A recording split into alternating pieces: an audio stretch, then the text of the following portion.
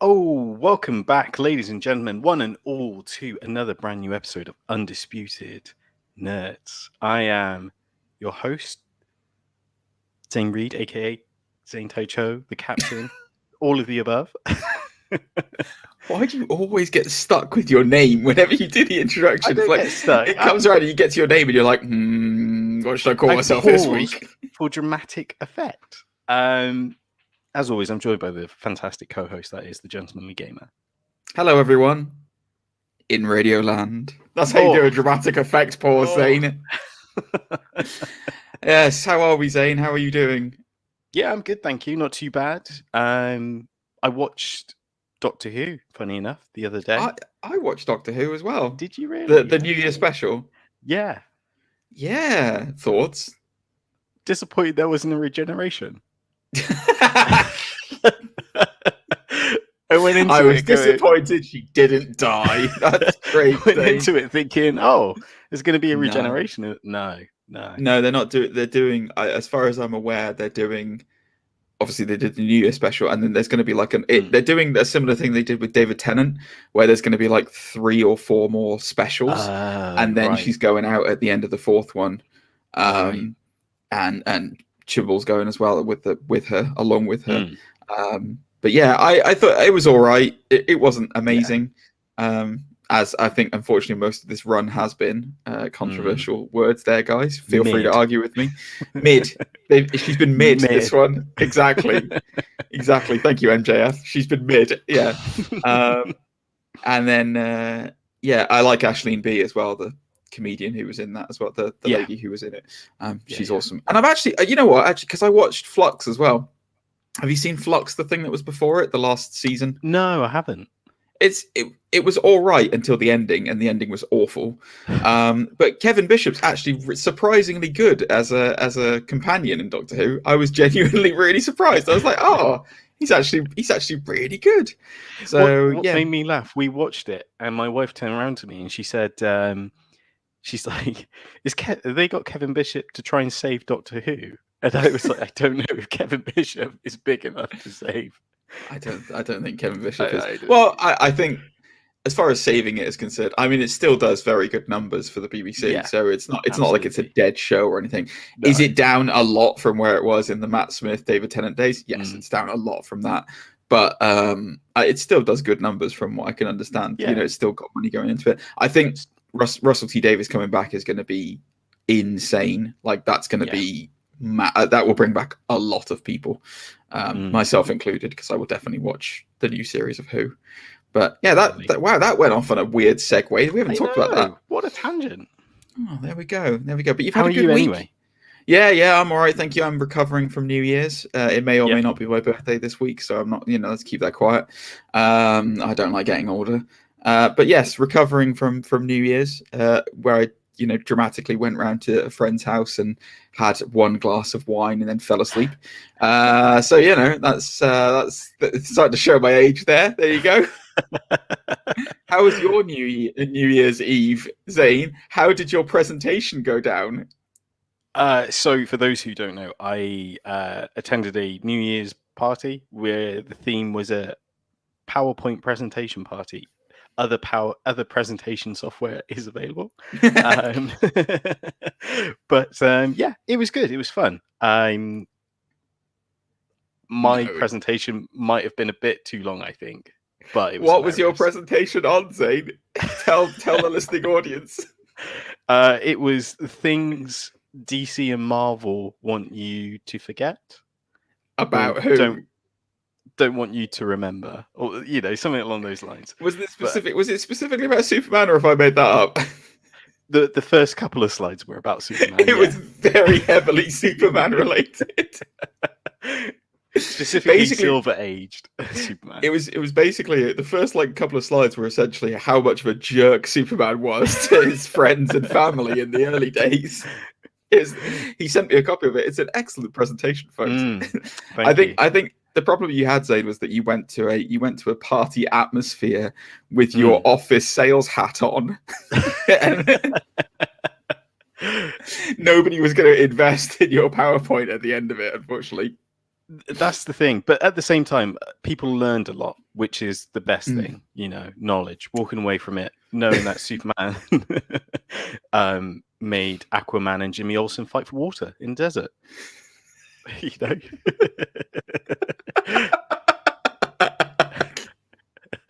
It's funny because it's true. Oh dear. All right. Well, yeah. So this week is a return to form for us, really, isn't it? We're going back to our usual bit, tips and bits. We're also going back to a bit of a niche kind of out there topic. So we're going to be talking about trailers that were better than the movies.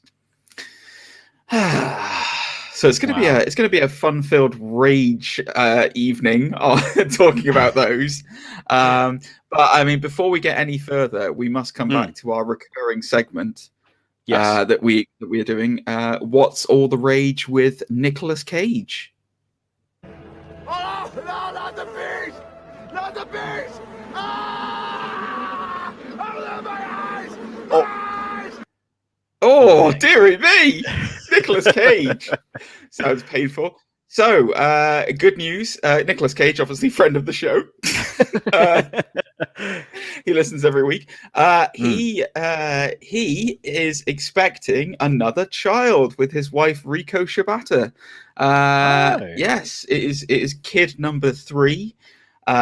He's already got sons Kal-El Coppola and Weston Coppola. That is actually their names. I'm not making that up. It's good. He's going to have a baby. So let's ask now. What do we think Nicolas Cage is going to name the child? Johnny Coppola. Johnny Blaze. Johnny Blaze Coppola. Yeah. Ghost Coppola. Oh, there you go. Okay. Well, anyway, so that has been our weekly dip into Nicolas Cage news, guys. What's all the rage with Nicolas Cage? There'll be more of that next week. It's becoming a recurring thing. So, there you go. Congratulations to Mr. Cage, and thank you for listening. Obviously.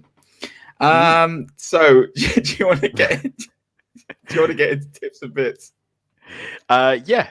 Well, just before tips and bits, it's probably worth to say, if you're like Nick, make sure to drop us a star rating, especially if you're listening on Spotify and Apple Podcast. If you're like Nick. Thanks, Nick. Thanks for the support. Oh, I love him. Yes, leave us all those juicy comments and ratings, guys. We want them. We want them. We need them. All right, so getting into tips and bits. So we're going to start this week with a topic that we all love on the show. Yeah, The Boys. The Boys season 3 is coming to Amazon Prime. They have finally announced the premiere date of the first episode. And it is coming on Friday, June the 3rd of this year, 2022. Okay. So, anticipation is hot. We're going to have Jensen Ackles in it for the first time as Soldier Boy. Yes. The cast are returning. It's going to be crazy. The rumors are Hero-gasm is going to be featured from the books. I'm not going to talk about it here. You can look it up for yourself. Thoughts, Zane? Excited for Boys season 3? Yeah, if anything, I'm probably thinking to myself, wasn't it earlier in the year previously? Like, I want to say it was like March. I think it was July last year. Was it really? I think it was late last year. I don't think it was. Yeah, they move it around all over the shop, don't they? Yeah. And was it the first 2 episodes that dropped? Or am I thinking too much like Disney? Yeah. No, they dropped the first 2, and then they did. I think it was weekly episodic. I think. Yeah. I think I was getting confused between that and Invincible, which I think Invincible dropped all at once, from what I can remember. But I'm not 100% sure now. Tell us, nerds. Tell us what happened. Fact checks. So yes. The Boys is coming, guys. June. June. Wait. Yes, not the film June. The month June. June. So moving on with another tiny bit of news. So obviously we did a review of the first episode of the Book of Boba Fett. Boba. Tamara Morrison has been interviewed this week with THR, and he was asked about what kind of surprises might be in store based on The Mandalorian had the Luke Skywalker surprise at the end of it. And this was what he said. He said, "Yes, it's full of surprises. The Book of Boba, full of surprises series. Yeah, we've got some good stuff coming up. Oh, wait till episode 7. Wow." It's a direct quote from Tamara Morrison. So, let the speculation run rampant, Zane. Thoughts on what might be the surprise in the Book of Boba Fett? I'm not sure. Vader. Wow. Force Ghost Vader. My thinking would be probably either Kylo Ren or you can't do Darth Maul because it's not in the right time frame. But I know that he was kind of involved in the murky underworld. Remember, and at the end of Solo, he shows up. Oh yeah, spoilers. Sorry for Solo. It has to be. Maybe they did it in Clone Wars as well, didn't they? Where he became like a mob boss in charge. Yeah, but is it Rising Sun or something? Again, spoilers. He dies in Rebels, which is why he can't be in. like Obi-Wan cuts him in half in a single, cuts him in a single hit. It's like, well, all right. Yeah, I don't know what it could be. It's weird. I'm not sure what it. Now that I've actually said it. Maybe some more live action stuff, like something from Rebels. Maybe Thrawn, possibly. Yeah, because they've been casting for Bridger and Thrawn, haven't they? Ezra Bridger. Do you know what? We got a comment on our last video about how I pronounce Bubba, like how it's like from Forrest Gump. I don't know why you do it. I don't know why I do it. You have a mental block when it comes to certain words and certain names. It's the weirdest thing ever. I mean, I love it, but it's the weirdest thing ever. The famous Bubba Hotep, who was in that film, in the Book of Bubba Hotep. Bubba Shrimp in the Book of Boba Fett. Yeah. Anyway, moving on. We're getting sidetracked. Yes. I don't know what that potential surprise could be. I mean, let's be fair. Actors do have a habit of trolling a lot of people, including the most famous example, which is Paul Bettany. We definitely need a soundbite for Paul Bettany as well. But yeah, I think it could be as much as Boba goes to a cantina again. What a surprise! I don't know. Thoughts? I just had a thought. What about Sabine? Like, I know at the end of Rebels she leaves with Ahsoka, but we haven't seen her since. Yes. I guess that would probably be my next. Yeah, it could be that. It could be any number of live action stars from Rebels coming into it. It could be Pedro Pascal. It could be the Mandalorian showing up. To be honest with you, because he's that's a big enough noteworthy name for it to be. But yeah, interesting. What are your guys' thoughts? Let us know in the comments or in wherever you are listening to this right now. So moving on to Marvel news for a little bit. So we obviously know that Blade is coming up. I can never pronounce his name. Mahershala Ali, I think that's how you say his name. His take on Blade is coming. There has been a casting listings released for the upcoming series, right? And it looks like that the casting is looking for a actress to play Faiza Hussein, who is otherwise known as the hero Excalibur. So this leads on. Basically, in the book. She's a love interest of Dane Whitman. Right. So she's a love interest of the guy who we saw at the end of Eternals, who's about to turn into you know who. So, and then obviously Blade has turned up at the end of that as well. But we all know that, famously Blade and the Black Knight having their interactive scene where he's off screen saying something to him. But so this leads me to believe that Dane Whitman's probably actually going to be featured quite heavily in that series. So it looks like Kit Harington might be in Blade, and that might be why he was turning up at the end of the Eternals. If his love interest, if obviously Marvel mess around with the books, but if his love interest is being cast for this, they don't need to cast for Dane already because they've already cast him. So thoughts on that one, Zane?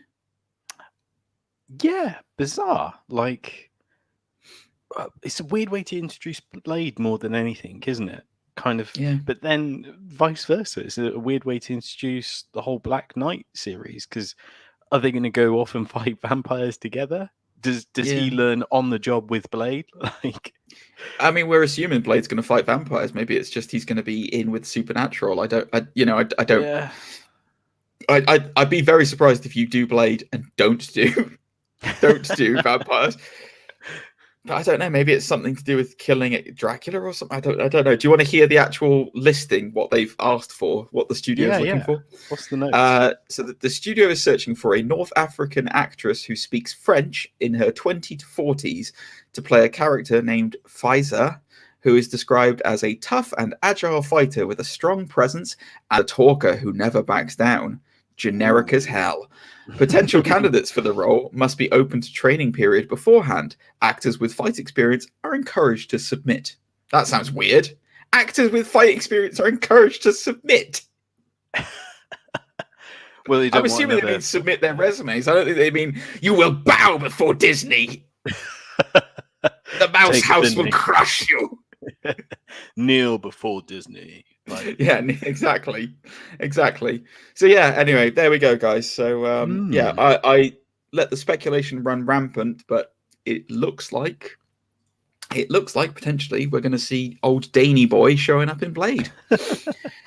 So still with Marvel now, moving on to Ironheart. There's been some quite heavy rumors regarding the Disney Plus series that is coming up. So Ironheart is obviously it's Riri Williams, who she doesn't really inherit the mantle of Iron Man, but she creates her own suit and called Ironheart, and she's incredibly intelligent. Yada yada yada. So this was reported by the Illuminati. Apparently, there is a very heavy rumor that her main villain in the series will be the son of Obadiah Stane. So that is what are you laughing at?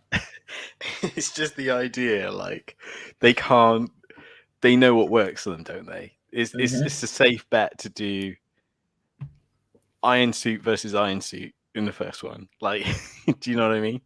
Well, it's what's interesting because I mean, so the son of Obadiah Stane in the books is Ezekiel Stane, and he's one of the main guys who's around with Extremis.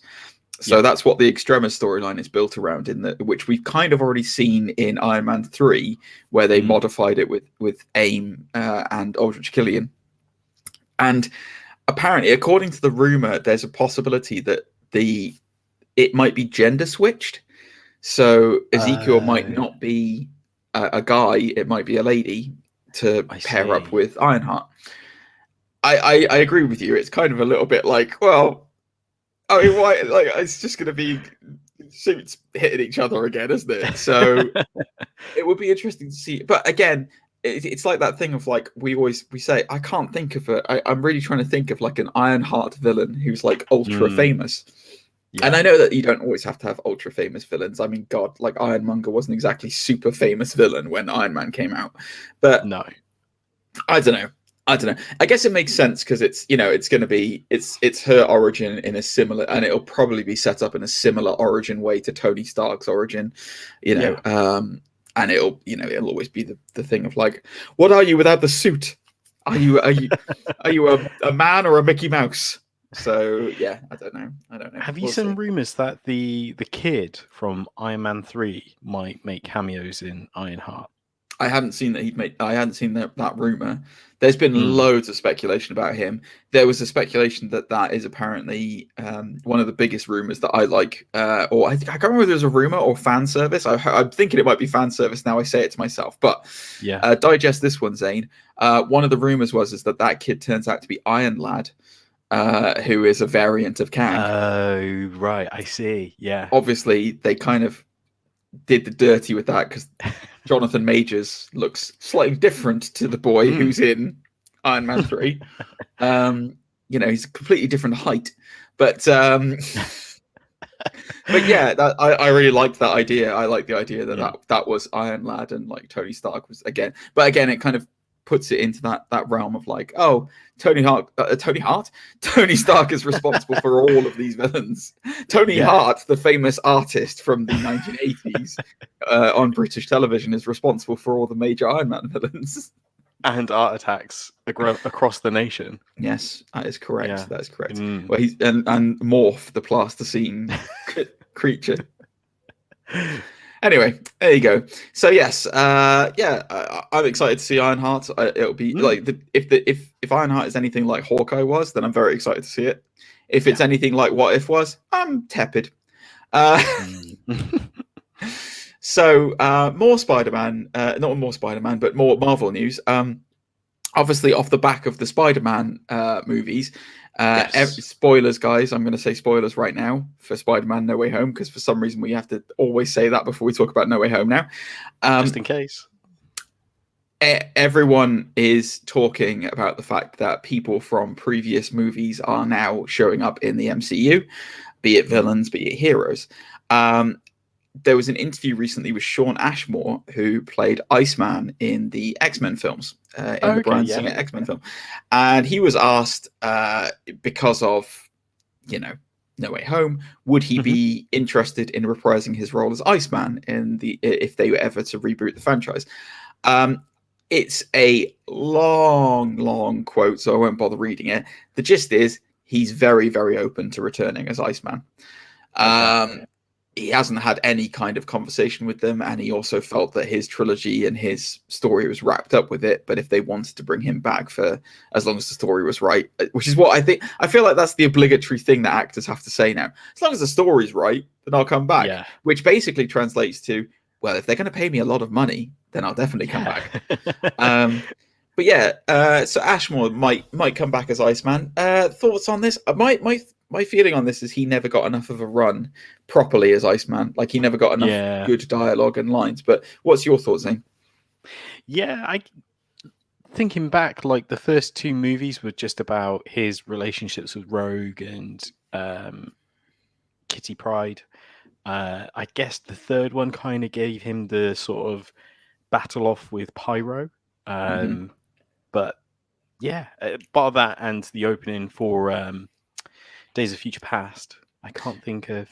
Well, he was kind of in Days of Future Past, but in the background, because he was because he was supporting Kitty when she was going back, or Wolverine when Kitty was going back in time with Wolverine, except Kitty wasn't going back.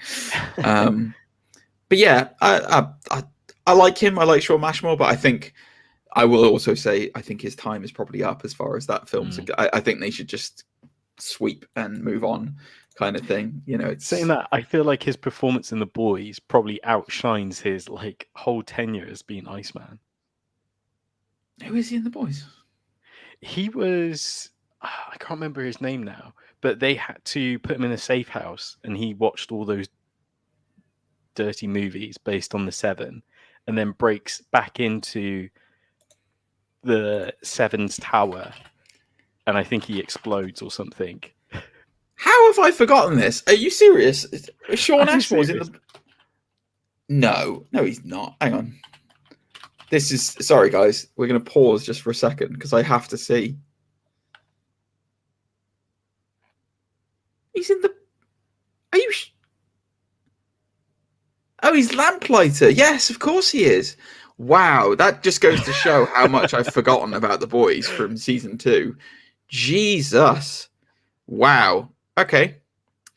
Well, there we go, guys. All I kind of know Sean Ashmore for at the moment is just being in computer games, because he was in Quantum Break, and then he's been in Man of Medan as well. Remember Quantum Break? I mean, I like him, but I don't really care to see him back as Iceman. I'd rather see someone new, I think. I'll never forget his breakout performance in Animorph. Do you remember that? No, of course I don't remember that. It's the most niche reference you've ever made on this show. Ooh, you wait. This pure 90s kids TV show right there. God. All right. Well, moving on from Iceman, we've brought it up very briefly with Spider-Man. So this week, so we can all remember the heady highs of the Snyderverse, can't we, Zane? Oh, we can all remember the hashtag release the Snyder Cut. We can all remember that, which was very briefly followed up by restore the Snyderverse, and obviously the amazingly less successful release the Ayer Cut. But now there's a new hashtag in town, baby. Ooh, there is a new hashtag taking over, Zane. So this week, on January 5th, trending worldwide, it has been hashtag Make Raimi Spider-Man 4. Really? Yes.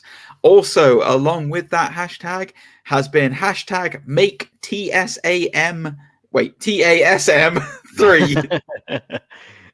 The Amazing Spider-Man 3. So this is following on from No Way Home, obviously. Spoilers again, guys. Both Andrew Garfield and Tobey Maguire are in it. Both of their performances were lauded. It's a great film. If you haven't seen it yet, go and see it, even though I've just spoiled one of the major things in it. But yes, I am 100% on board with Sony making The Amazing Spider-Man 3 with Andrew Garfield. And I want to see him going against Venom, which is apparently the Tom Hardy Venom is apparently in the Amazing Spider-Man universe. I would love to see that fight. That would be great. I don't really care about Raimi's Spider-Man 4. I have to be honest with you. Spider-Man 3 left me with very bitter tastes in my mouth. And I just have no desire. I think the way that Tobey Maguire finished his run with No Way Home was amazing. What are your thoughts on that?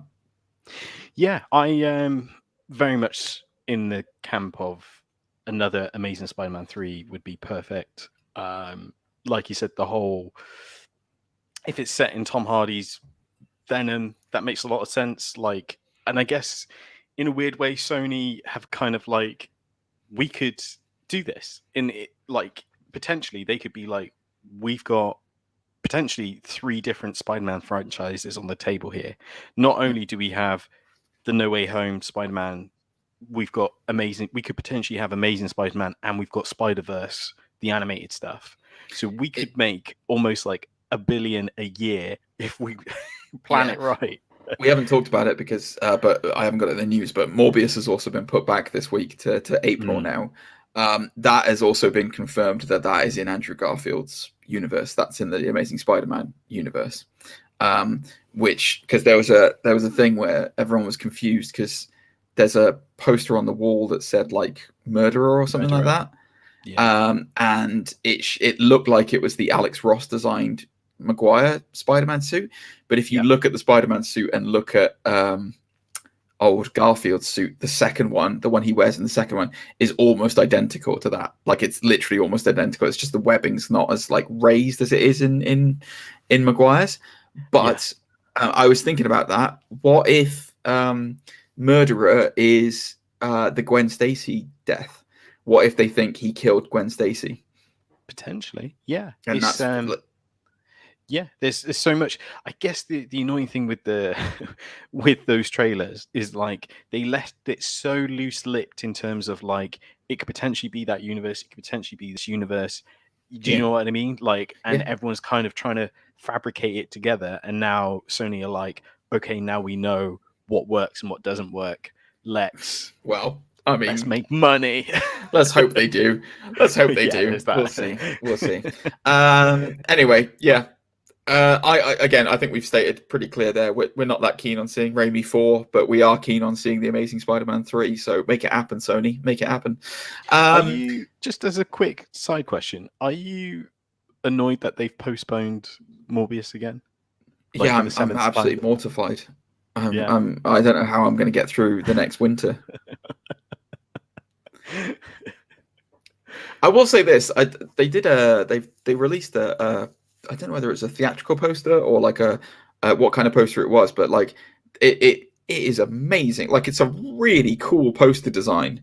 Where it's like his claw, like 'cause obviously he's vampire-y.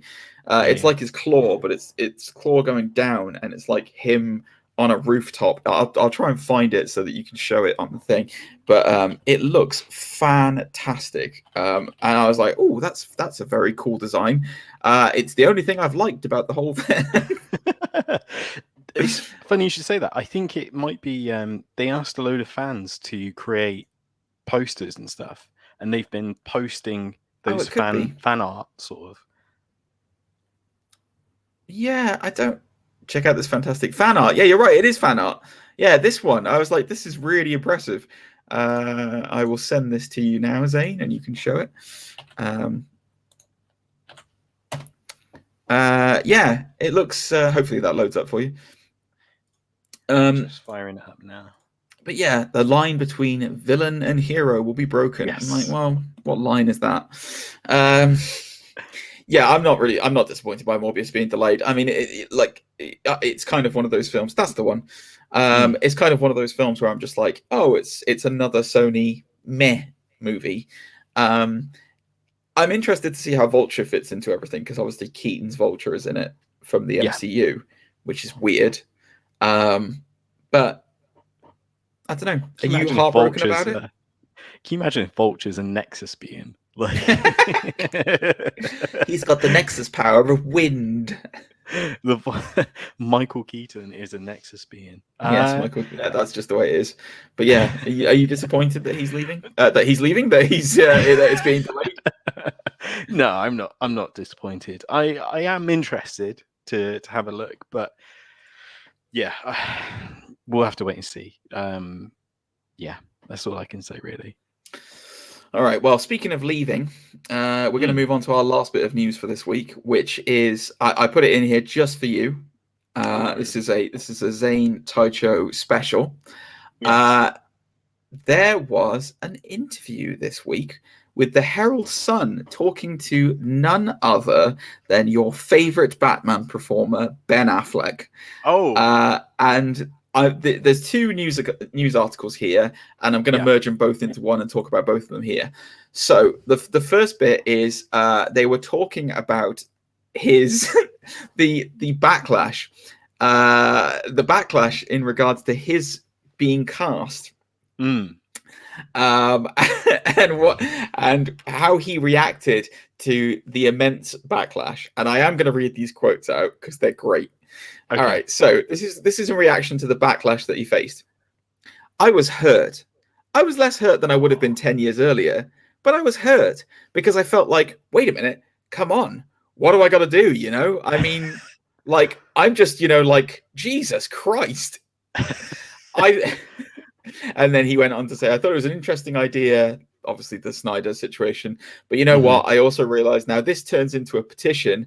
Now they've got this thing. Everybody's going to do a petition protesting my casting as Batman. 100,000 people? You signed an effing petition? Like, you have anything better to do with your day than sign petitions? But ironically, the reason I did this is I wanted to make a movie for my kids, particularly my son, so they would see that and be proud of it.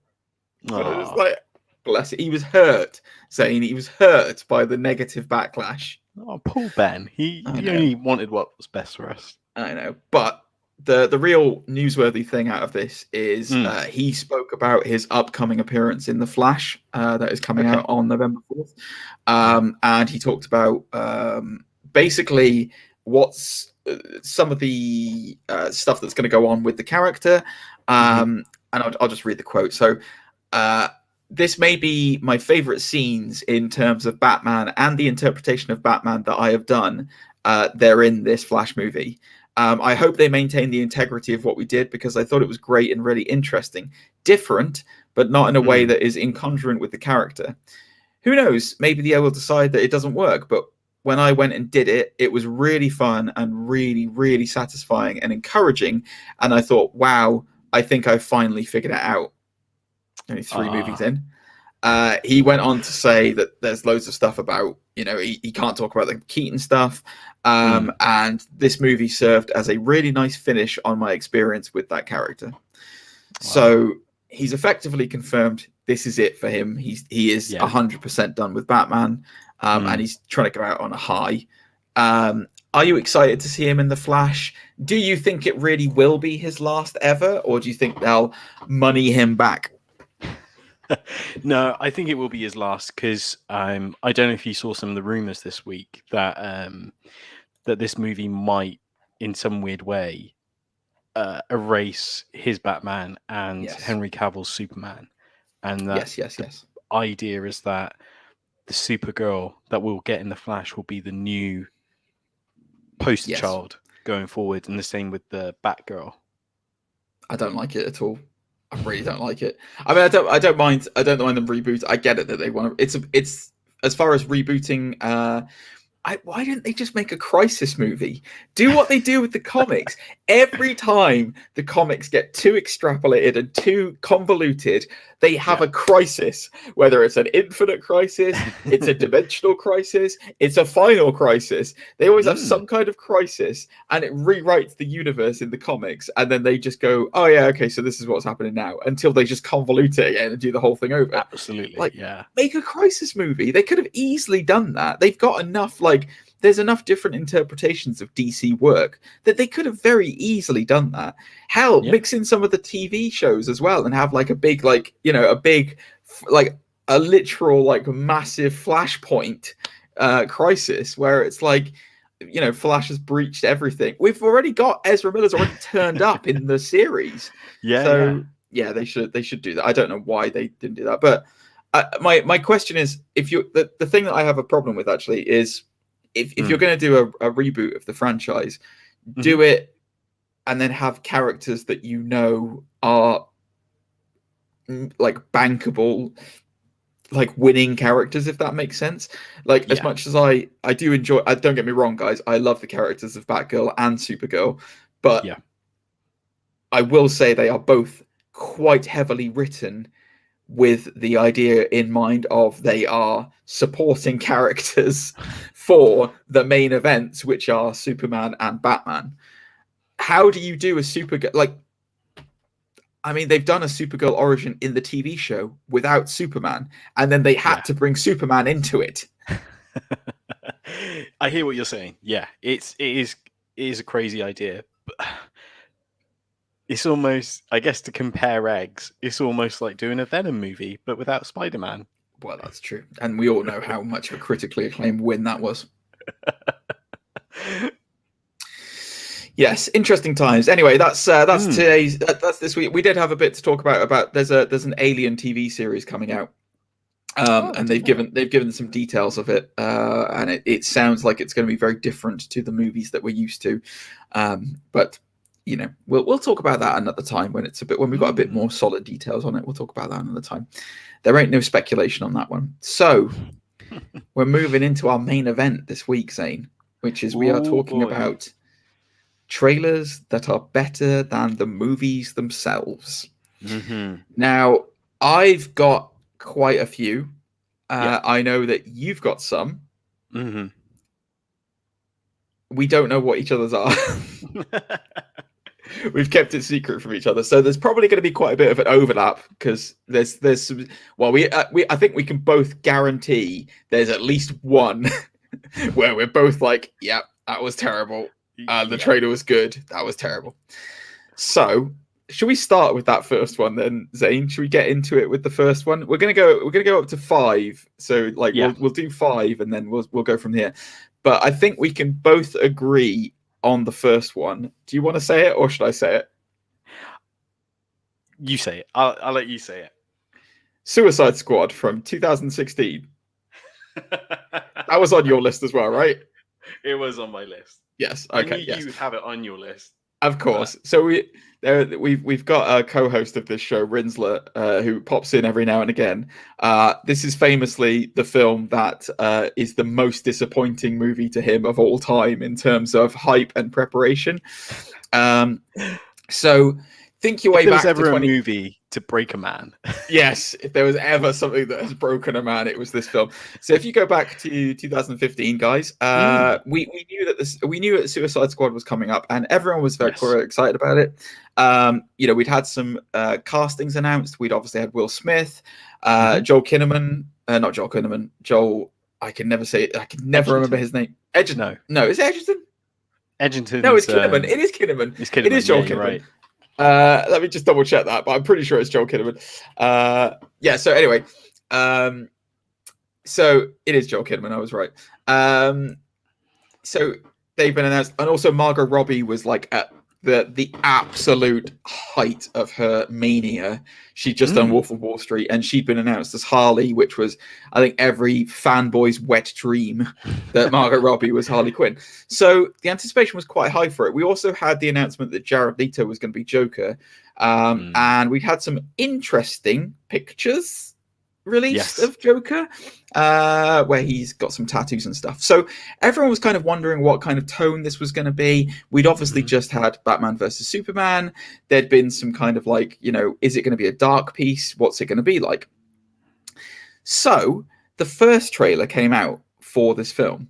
And to say that it is one of the best trailers that I've ever seen would be an understatement. It is incredible. So for those of you who don't know which trailer I'm talking about, it's the I Started a Joke trailer, where it's Harley is singing I Started a Joke. It's really like dark and morose and like really like, just it conveys such an atmosphere of,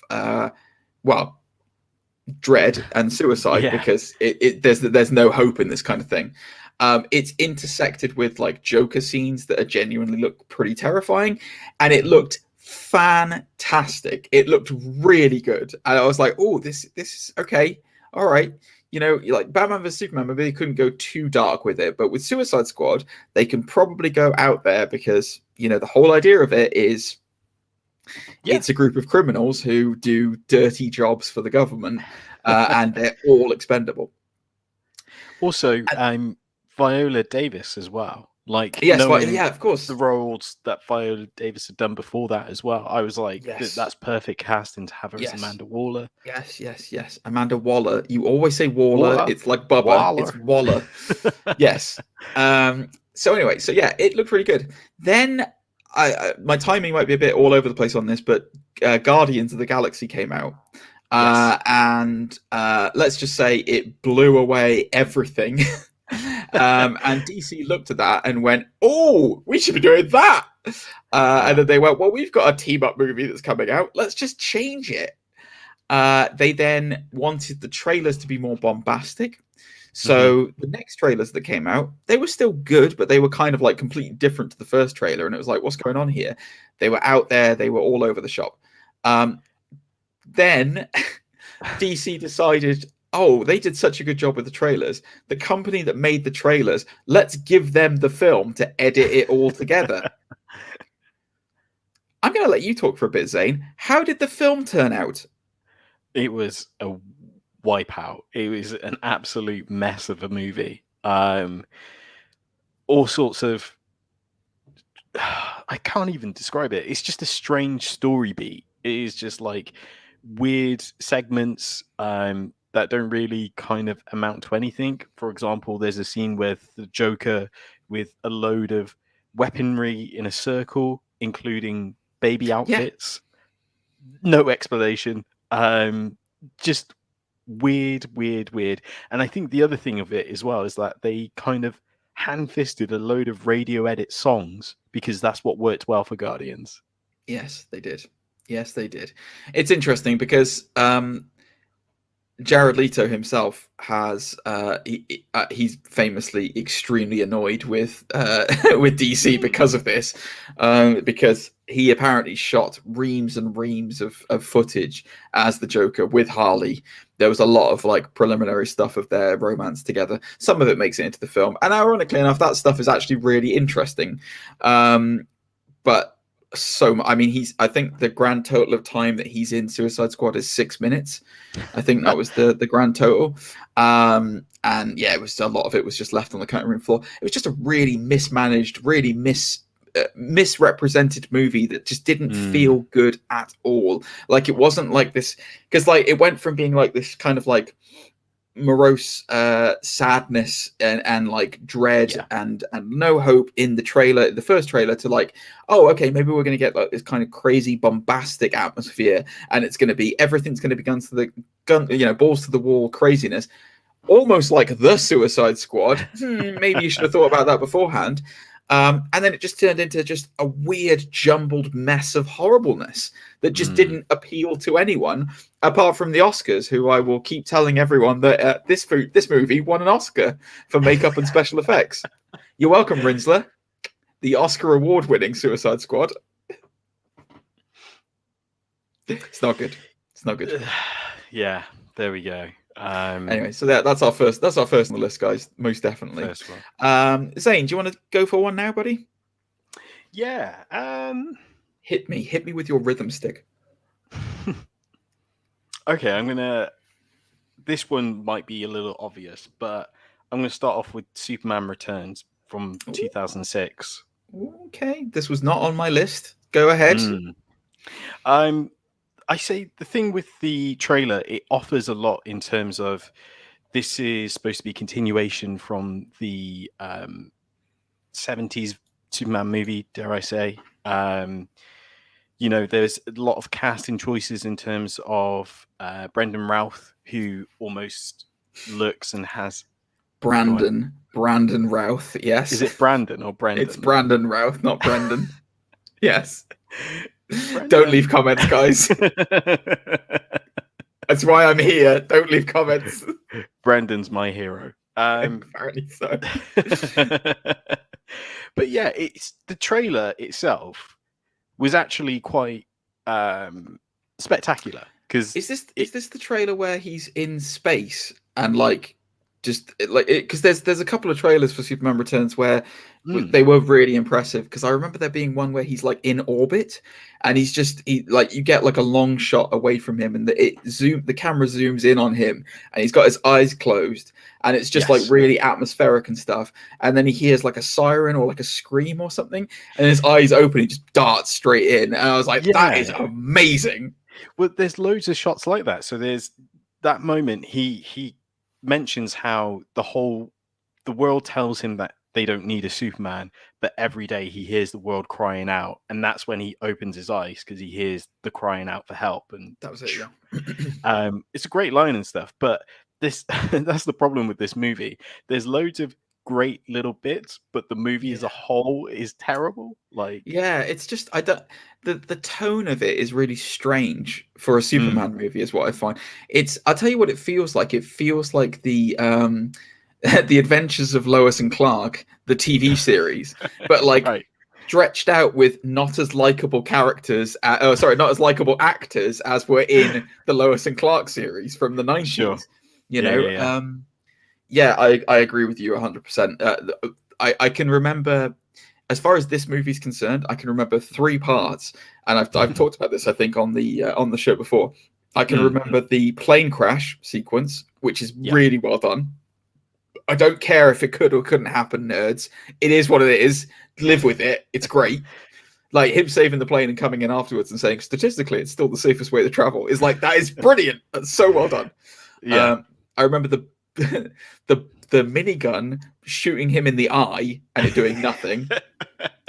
Doesn't even wink. No, it doesn't even wink. No, that's a good bit. And I remember Kevin Spacey, he who shall not be named now, his amazing overacting as Lex Luthor, and the wrong which turned into a meme, which we should definitely get as a soundbite.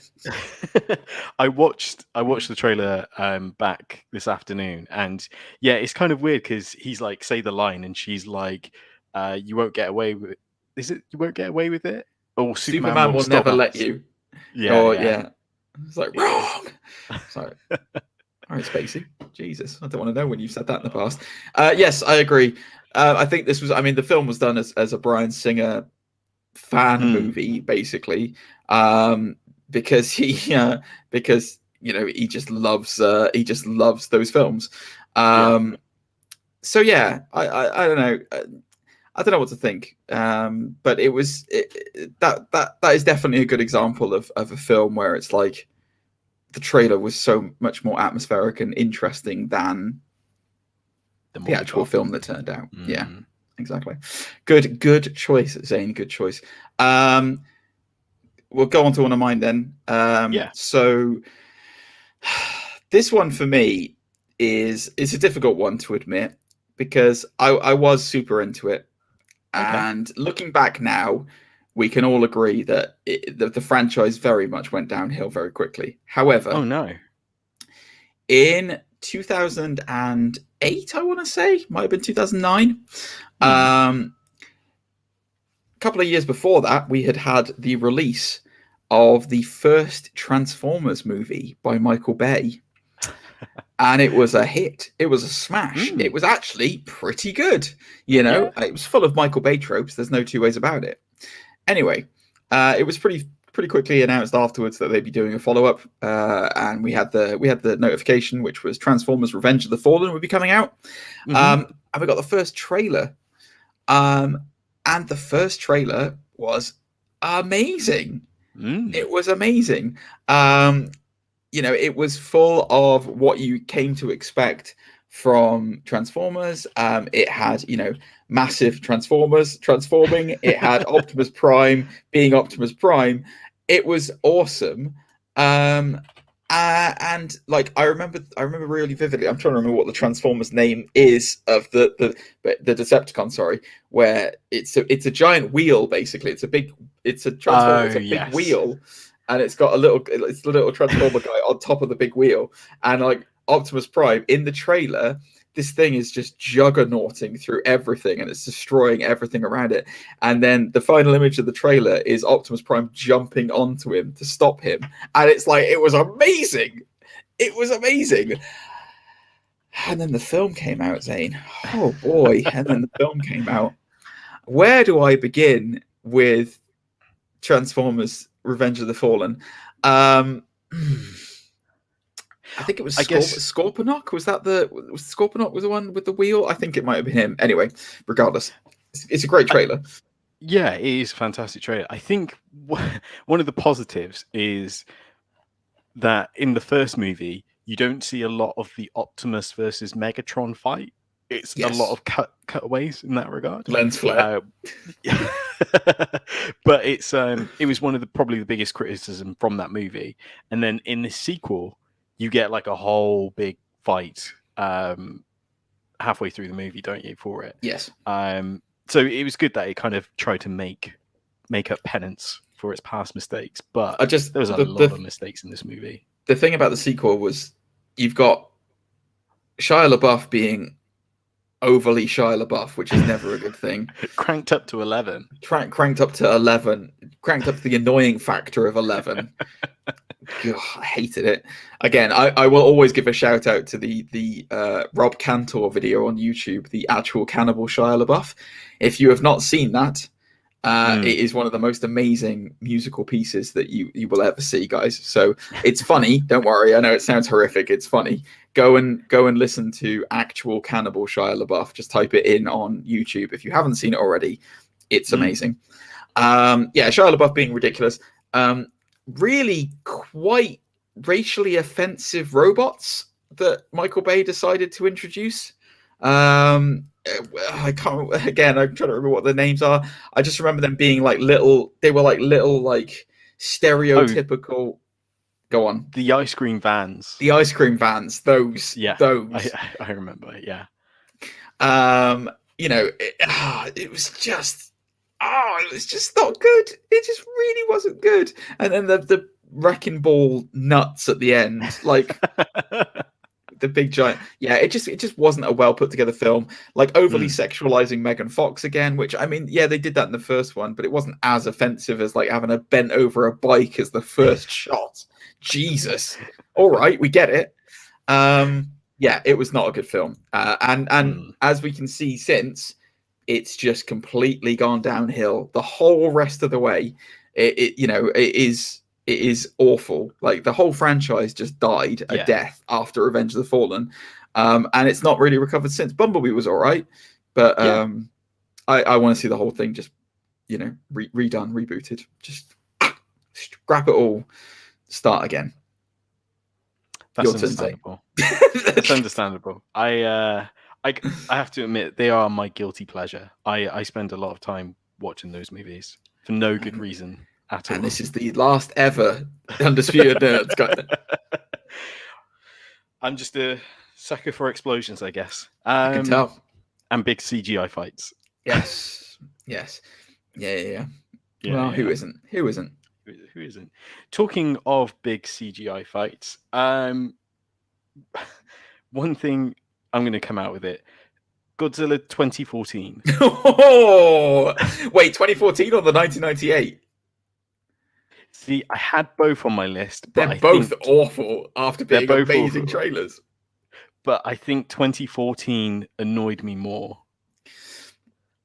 Okay. Well, I will hold my hands up and say Godzilla was not on my list. However, the 1998 one, I completely forgot about, and I would 100% put that on my list now, because that trailer was incredible, and the movie was horse rubbish. Yeah. I didn't mind the 2014 version actually that much. I didn't mind it. It was very lack of Godzilla, but like Bryan Cranston's in the 2014 version. I really love that. Yeah, and there was a whole. This is supposed to be the biggest Godzilla we've ever had. Like there was this whole sort of like bleak look of it, as in movie or size, literally. No size. It was literally the biggest version of Godzilla we've ever had. Is that hilarious? I don't know why that just really tickled me. I'm sorry. Yeah, it just wasn't. It wasn't the same movie, and I guess the annoying thing for me personally is all the shots of Godzilla were in the trailer, so you can imagine his on-screen presence was tiny because it always cut away. I don't know if it's a budget thing or what, but they always cut away. Like there's always some doors closing as he's about to fight. Yeah, the monster. Sometimes it's about the mystery of the reveal. The best action happens off screen, kind of thing. So it's a good way of inviting the audience in. But I do understand why. I remember vividly from that movie though, when he basically pigeons the baddie at the end and just vomits into his mouth all that plasma. So I do remember that quite vividly. The best thing in the trailer is where they drop the flares from the helicopter and they all sort of parachute out at night, and you kind of get a scale of how big he is and stuff. That was a really cool moment, but again, it just. I mean, look. This one's your choice, 100%. I agree with that. I would definitely agree with the 98 version, 100%. Because I can still to this day remember the trailer from the 98 version, which is where it's that guy. It's actually in the movie. They take a bit of the movie out of it, but it's the guy fishing on the. He's fishing on the end of the pier in New York, and then he like gets a bite. And it's like Godzilla coming out of the water. Like it's this massive wave thing coming towards him. That is amazing. And that was like the teaser trailer for it. And then the movie itself, my God, was that a bad film? Oh, Nelly. It's like somebody went, oh yeah, we've got this like Japanese manga monster. He's really big and he like destroys cities, right? That'd be really cool. But have you seen Jurassic Park? What if he's like a dinosaur as well? And then Matthew Broderick is like this cool scientist who like knows all about it, even though he's never actually seen it before. He's wearing a beret. He's so French, but not. He's cool New York. Yeah, that was literally Godzilla from 98. And it's like, what if it had a kid? What if it had loads of kids? Oh my God, it's Godzilla kids everywhere. Godzilla doesn't do that though. Yeah, but it's like Godzilla gone crazy with Jurassic Park. What if he steps on a human, but the grooves in his feet make sure the man survives? Because this is a PG movie. Yeah, we don't want any blood and guts. We're not that kind of guys. But we want Godzilla going crazy like a Jurassic Park dinosaur. Yeah, let's do it, guys. It makes me wonder if it was produced by the same guy who Kevin Smith talks about, who made Batman, who's like literally lives in the Batcave, and he wanted to see like a giant spider on screen, and then he made Wild Wild West. Wild Wild West nearly made this list. Yeah, that's another. It's not on my list, but yeah, I just the best thing about that Godzilla movie is the Jamiroquai song. That's the best thing overall. Anyway, anything else you want to say about Godzilla 2014? Nada. Or 98? No, I want to get out of this well. Do you think Matthew Broderick's best performance was Godzilla or Inspector Gadget? Oh God, Nobody, everyone talks about Ferris Bueller's Day Off, but it's clearly one of those two: Godzilla or Inspector Gadget. Yeah. Come on. I mean, the fact that he did a sequel to Inspector Gadget speaks volume. Yeah, he wouldn't do it. He wasn't in it. It was French Stewart, wasn't it? Who was Inspector Gadget in the sequel. Oh, was it really? Yeah, yeah. They finally found a film so bad, not even Matthew Broderick would do it. I'm half surprised they didn't ask him to be in Son of the Mask. Anyway, so my next one is... So, think back. It was a different world. It was a different time. The London Olympics were going to happen. It was the year 2012. The world looked very different back then. It was what I can only describe as a brighter time. And we had been... we'd had the reveal, sorry, I should say, that they were going to be making a new Alien movie, Zane. Yes. And it was going to be a prequel to Alien. And it was going to be directed by Ridley Scott, the man who directed the first Alien. Ridley's back, baby. Ridley's back, baby. The Scott is in the house. Everyone was excited. And then the excitement just got even higher. Noomi Rapace was cast. Michael Fassbender was cast. Charlize Theron. Goodness grief, they've cast Idris Elba. Good Lord, what is this film becoming? Guy Pearce is going to turn up with his sultry blue eyes. My Lord, this is shaping up something pretty impressive. We saw the first trailer. The teaser trailer was amazing. It has a bunch of talk about Weyland Yutani, about life, about what life is all about. We get some very brief shots of the engineers, and then we get what I can only describe as one of the most harrowing noises in cinema, which is this weird elongated like scream, but it like syncs up with the music that's happening, so it starts to go as it's intercut with scenes from the movie of really horrible stuff happening, like really, really horrible stuff. Like, for example, the faceplate going back in on the guy's face with the goo. And then you just get, that's the last image you see, and it cuts to black. And that was the teaser trailer for Prometheus. And to say that it excited me as a huge Alien fan that I am would be an understatement. I was super hyped for this film. And then I went to see it. Interesting film, that one. So first of all, it's a land where people can't run to the sides. They have to run in a straight line. That's unfortunate. Characters make bizarre character choices. Like, for instance, they see a new alien life form and they start to treat it like a cat. Which ultimately then ends up in them getting killed, justifiably so. Nobody suspects the creepy, weird-haired robot of doing anything bad. And people decide to leave weird alien babies without telling anyone, just on the ship. Fair enough. This was not the movie that I think a lot of Alien fans were looking forward to see. Neither was Alien Covenant, just for the record. It stripped away. It had some big philosophical ideas in terms of where the engineers created humans and all this other kind of jazz. And why did they want to destroy what they created? were we not made in their image? Blah blah blah blah. That was fine. That was all well and good, but it was clear that I think that Ridley Scott wanted to make a very specific kind of movie, which was the idea of religion and what it meant to be human. And are we made by something else? Are we made what defines God for us, and what defines us as human? And is the purpose of humanity to die? Is the purpose of humanity to live forever? There's all these big kind of messages that are going on in the movie. Do we live forever through our progeny, through our children? What's it all about?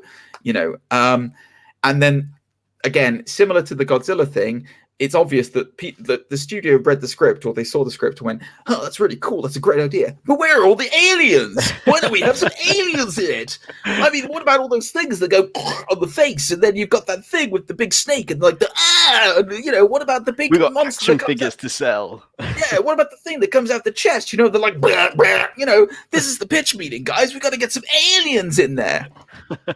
And then clearly they tried to shoehorn in a lot of aliens. Very true. The most obvious example of this is the Reaper not the Reaper, the Deacon, sorry, that shows up at the end. That's what it's officially called, that breaks out of the engineer's chest and is obviously like a proto xenomorph, but like, just why put that in there? Why does it need to be in there? And like the weird vagina face hugger thing. And it's like, why do that? It's much more interesting focusing on the engineers, who are like they seem like they're properly villainous, but what's their motivations behind it? And then, okay, if you want to add in some stuff about how the thing mutates like the environment and stuff, that's fine. But it was not a good film, Zane. It's not a good film. Neither is Covenant, and it was a very, it's like a horrible wet fart of an end to the Alien franchise on film. Because was Covenant a sequel to this? Yes, Covenant was the follow-up to this, and it gets worse in Covenant. But Covenant did not have a good trailer either. So okay, like Prometheus had a really good trailer. It's just the film itself turned out poo. It had like this whole like feel of grandeur, like the special effects and everything looked amazing. Like the score sounded amazing. The last film we'd seen was Alien Resurrection, which Alien Resurrection was not good. No. And it cashed in a lot of it didn't know what it wanted to be. Like the first Alien was pure horror. Aliens was a pure action movie with horror elements in it. Alien 3 was this weird studio amalgamation of mess. And then Alien Resurrections didn't know whether it wanted to be a horror movie or an action movie. And it was directed by a guy who had directed music videos before that, so he was quite new to directing. And then Prometheus was supposed to be like a return to form, where it's like this looks like it's going to be genuinely atmospherically terrifying, and it's got a really interesting premise because we're looking into the engineers, which was one of the big unanswered questions from the first movie. And it had all the promise in the world. It just did not deliver. And the fact that in Covenant, spoilers obviously if you haven't seen Prometheus or Covenant, but my god, what are you doing if you haven't by now, or if you don't know this by now, in Covenant they reveal that the xenomorphs were created by the Michael Fassbender android David, and they were created out of human DNA and the human reproductive system. Oh wow. Yes. So it took away all the mystery. Like, I hate that so much. I'm segueing a lot onto aliens now. I'm sorry, guys. I apologize. We're going to get back to it in just a second. But like, I hate that. It's the same as like why I don't want a Joker origin, because one of the most terrifying things about the xenomorphs is that they're like a hive. They're like a hive of bees. They don't have their only aim is reproduction and creating more of them. That's their only aim. They don't have like a driving force. They don't have like we're not supposed to know where they come from. They're just an alien being that we don't understand that will kill us. Like that's so much more terrifying than being like, oh yeah, David killed the woman who was in Prometheus and used her womb to make some alien eggs. Ugh. And then that's what turns the facehuggers, and then they mix with human DNA and that's it. Why? Gross. It's just annoying. Sorry. Your turn. Go ahead. What are we up to now? I don't know. I've got one more on my list and that's it. Yeah, I'll probably make this one my last one. Which one should I choose? Should I do honorable? Go ahead, do honorable mentions. We can do some honorable mentions. So I'm going to mention Cowboys and Aliens. Oh, yes.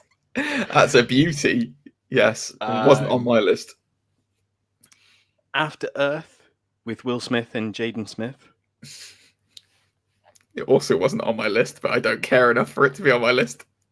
Do you want some honorable mention? I'm not sure which one's going to be my last one out of these two, so I'll let you decide. Okay. So I wasn't sure if Clash of the Titans, the one with Ralph Fiennes and that Australian actor that nobody remembers the name of anymore.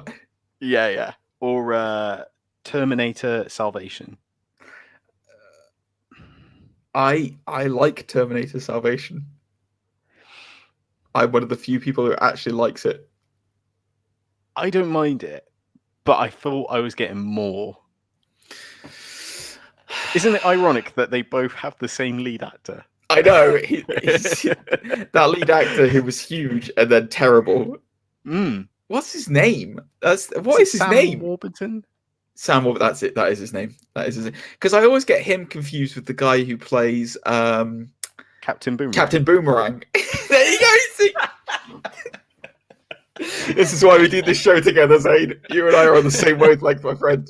Yes, and he's also always in really terrible movies. Because just to give you my Australian, and he's Australian. So just to give you my honourable mentions. So I had two, which were Thor: The Dark World, because the trailer was really good, and then the film was awful.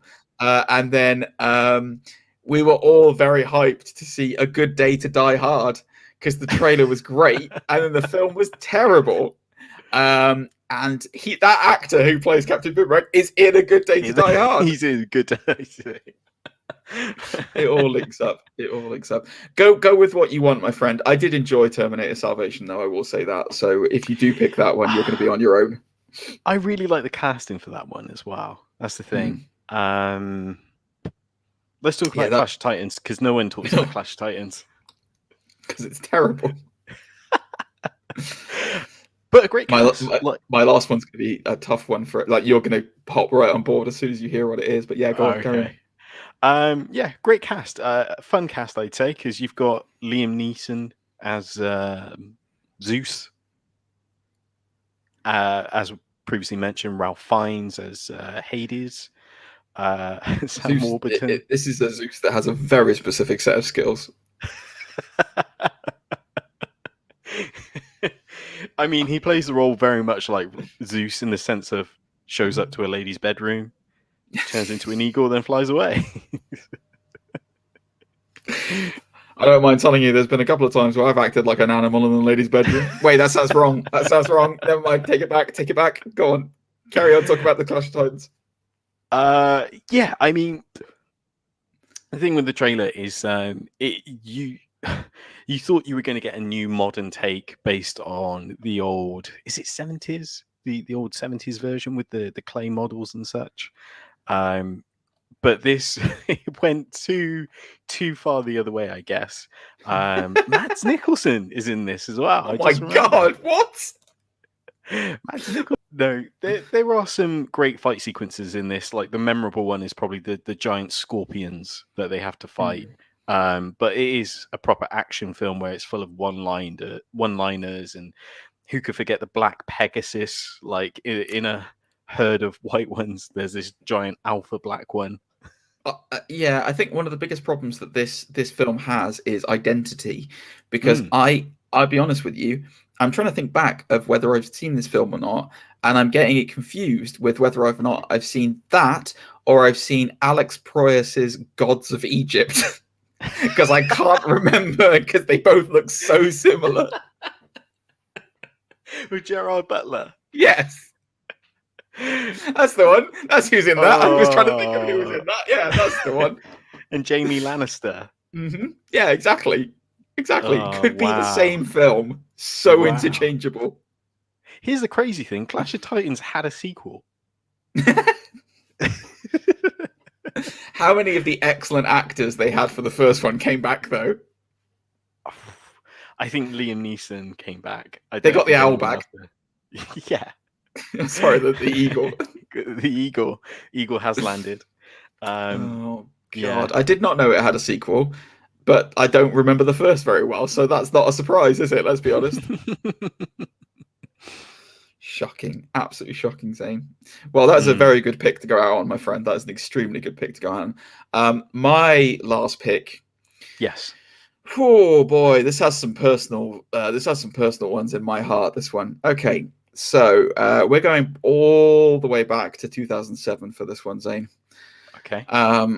So picture, if you will, a time before the MCU, before any of the Snyder universe, before we'd seen anything really, insanely huge when it comes to, big interweaving comic book craziness. Mm-hmm. And what we had seen, though, was a set of excellent films by Sam Raimi. Okay. Because he'd made Spider-Man 1 and Spider-Man 2. And then the announcement came out that Spider-Man 3 was going to feature Venom. And as a huge Venom fanboy and a symbiote fanboy, I was excited, to say the least. I was very excited. And then the first trailer hit. And it was just a little teaser trailer. And it was Maguire's Spider-Man sitting on the roof of a church in the black suit with rain pouring down all around him. That shot is so good. And then he looks at the camera and he's off. And it was unbelievable. And I was like, oh my God. I was a little skeptical of the suit because it's just literally like the Raimi suit, but black. And I was like, okay, fine. But that trailer was amazing. So let's just say the hype levels went through the roof for me. I was super excited for it. And then opening night came, and I was one of the first people to go and see it. Mm-hmm. And I remember watching it, and I remember seeing Eddie Brock turn up on screen. And I believe my exact response in my head was, "Who the is that?" And then we had the dance sequence. Yes. And I was like, what the F was that? Yeah. And then we had the new Goblin. Yes. And I was like, what the F is that? And then we had Venom at the end. And I was like, what the F was that? And I came out of the film extraordinarily disappointed. We've talked about Spider-Man 3 on the show, over the last couple of weeks because we've done tier lists. Go and check out our tier list of the Spider-Man movies, guys, if you haven't already. It has some really good parts to it. Again, I will always say the Sandman sections of this film are fantastic. And you can tell that the film was created with Sandman in mind, and then they shoehorned in Venom at the last minute. But for the promise, for the anticipation of what the film should have been based around this trailer and based around just hype in general, this film was a massive disappointment. What are your thoughts on on Spider-Man 3? I almost said the Amazing Spider-Man 3 then. What are your thoughts on Spider-Man 3? Do you know what's funny? It's actually on my list, but I didn't bother. Didn't much reading it out. Going back to what you said about the trailer was amazing. And another shot that always stands out in my mind is where he's dangling from a building and he looks at his reflection. And in the reflection, it's the red and blue suit, but he's actually wearing the black suit. And I thought, it's going to be amazing. They're going to play into like the dual crisis in terms of being... That scene's in the film. Like he wakes up and he's upside down. Like that is exactly. Yeah. That's also how it happens. I'm not sure if that happens in the books, but that's ripped out of the cartoon series. That's how it happens in the cartoon series as well. Is that he wakes up after having the symbiote on him and he's like in the middle of New York and like upside down.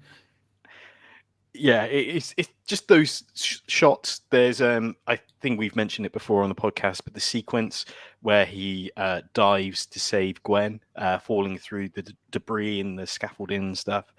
Again, it looked amazing. Garfield was angry.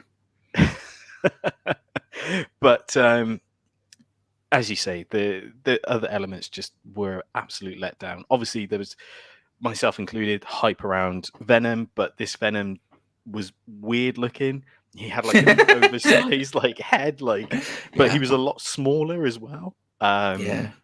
He was tiny. They picked the wrong actor in the foot. Like Topher Grace was not a good Eddie Brock for that Venom. Like ironically enough, Tom Hardy's about the right build for. Yeah, like if you know, I mean, in the books and in the cartoon, he's like Tom Hardy when Tom Hardy's Bane. You know, he's like massive. Like Eddie Brock's massive. He's a bodybuilder. He gets into weightlifting big time, and then the Venom enhances that strength on top of the other with the stuff he's got left over, or the Venom symbiote, sorry, enhances that strength on top of it with the stuff he got from Spider-Man.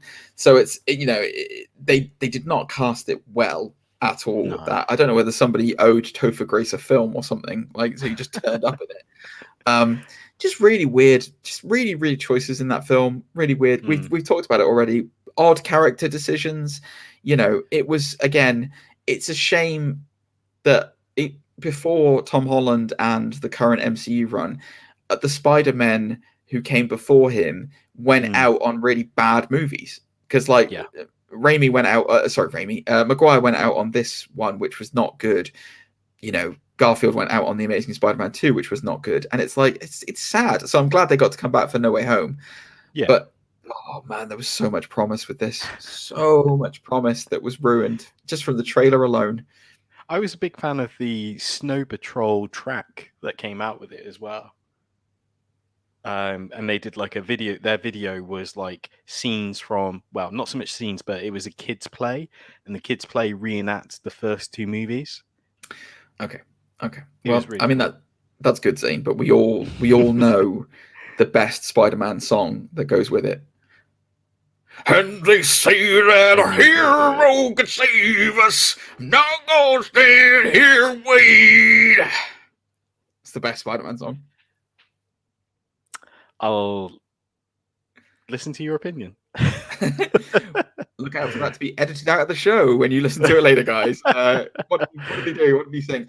Anyway, yes, that is our rundown, guys, of, well, we've kind of done, I'm not sure what number we came up with in the end there. I think I did 5. I'm not sure what we did, though.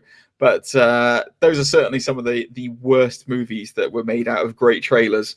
What are your thoughts, guys, out there? What are some of the films that you loved the trailers for and went to the films and got really disappointed by? What about the new Matrix film, for example? Did you love the first trailer and then were let down by the film?